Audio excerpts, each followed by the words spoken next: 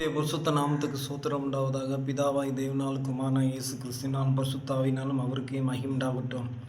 ஆமென். ஒரு விசை தேவனை நோக்கி நாம் பார்க்கலாம்.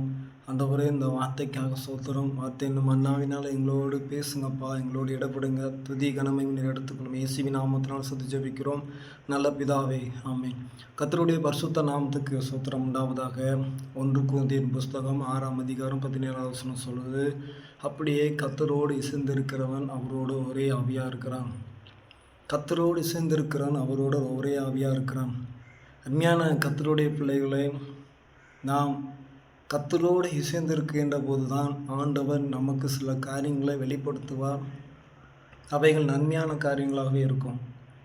ஒருவேளை நான் கர்த்தரோடு இசைந்திருக்க மாட்டேன், எனக்கு அதெல்லாம் தேவையில்லை, எனக்கு இந்த உலக வாழ்க்கை தான் தேவை, உலகத்தில் நான் எப்படி வேணாலும் வாழ்ந்துட்டு போகிறேன், நாளைக்கு செத்தப்பார் எப்படி கிடந்தா என்ன அப்படின்னு சொல்லிட்டு நினைத்து கொண்டிருக்கலாம்.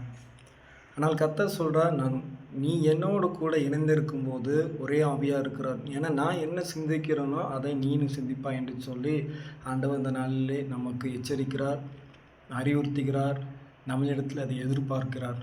நான் அதன்படியாக செய்வோம் என்று சொல்லி கவனித்து பார்க்கிறார். நம் நாளில் அப்படியாக இருப்போம். கர்த்தர் பெரிய காரியங்களை செய்வாராக. ஜெபிப்போமா? நேசிக்கிற எங்கள் அன்பின் பரலோபிதாவே, வார்த்தைக்காக சோத்திரம். வார்த்தை என்னும் அண்ணாவினால் எங்களோடு பேசுவதற்காக சோத்திரம். இடைப்பட்டதற்காக சோத்திரம்.